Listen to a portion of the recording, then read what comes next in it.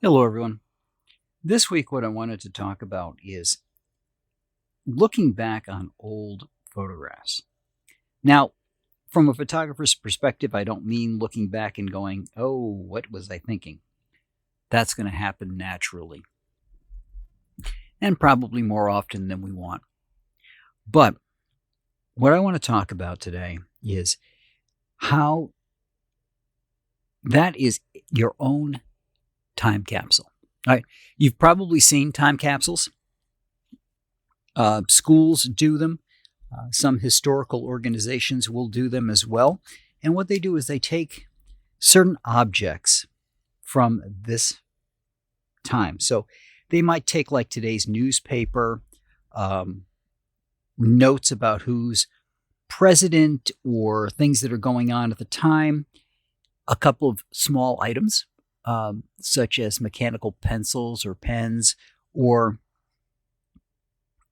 maybe a calculator, things that are endemic to this particular time, with the thought that this will be opened X number of years from now, right? Kind of taking a bit of this time and tucking it away for a later generation or a later time to see. And that's what a photograph is. Now, they may put these time capsules away for 50 years, 100 years. But if we keep up with our photography, if we keep up with capturing those things in our lives that are important to us, we don't have to wait that long to see the changes. A lot of people seem to have pictures of when their kids are infants. Now, having phones can change that quite a bit, because you can take, you've got right there in your hand something much quicker to take pictures with all the time. However, these are just digital images that are stored on a phone that could disappear at any moment. And they're not something you're going to put in a desk drawer and come back to. I'll give you an example. And this comes from the fort. A woman there who runs the cafe had just given birth. She brought her little one in, and I thought, wait a minute, what if we do something very different? There's all these pictures taken of people that they take pictures of their kids, and maybe they're in them, maybe they're not. I mean, how many baby pictures have you seen that are just the baby? But what if we took a picture of the mother at work? So this is a real encapsulation of a moment in her life. This is where she was right around the time of the birth, because the baby wasn't that old. This is what she was doing for work, and this is what she looked like.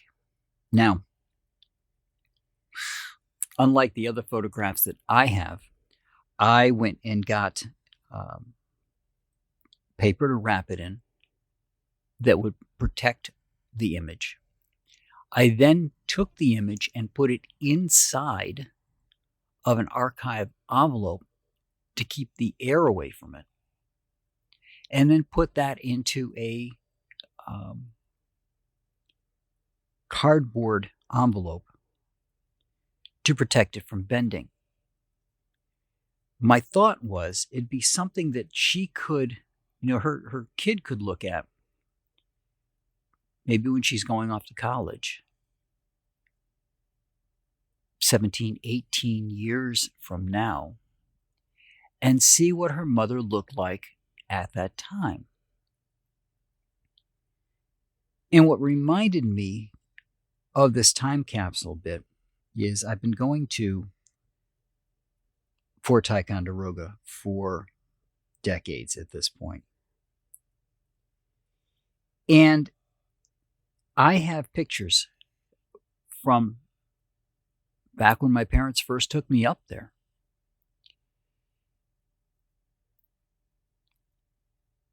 And I can see what it looked like at that time. At that time, they had just put in new staircases to everything. The wood is still bright and shiny. It hasn't been weathered yet. It's all brand new. And it allows me to not only see the changes that have happened in the fort, but also remember that time. Like I said, my parents had taken me up there. I still remember the camera that I used for it. It was a Bell & Howell that was a film camera, but it did something very weird and something that isn't done much today, and that is it would split the negative. So if you had a 36 exposure roll, which meant you could take 36 pictures before you had to take that roll out and replace it, this would split it and give you 72, which from a photo standpoint of how many you can take is awesome. Think of that. You now have 72 photographs you can take before you have to go through the process of taking the film out and replacing the film.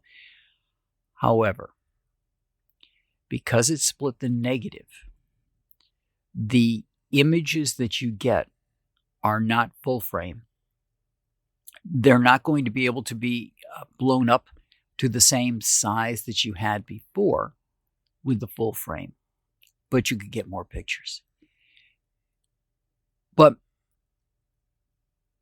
it allows me not only to remember those things as photo serves as kind of a marker in my memory for where to find these other memories, but it also lets me see that time, what the fort looked like, the things that they were working on. For example, they were still taking care of one of the museum sections. It was still being rebuilt at the time. So our photography is more than just capturing an image and capturing that moment in time. It's the ability to go back and relive that moment in time. That's what we're giving not only to ourselves, but that's what we're giving to our clients. And that's why I think it's important to take not just pictures of when your child is a baby, and not just store them on your phone, but as your child is growing up, so that you have those images of different times in their life that you can go back and reflect upon. You'll remember what was going on at that time. You'll remember the moment that you took the photograph if you're taking it yourself, or if they're family photographs, you'll remember the time that you went and had a photographer take those photographs.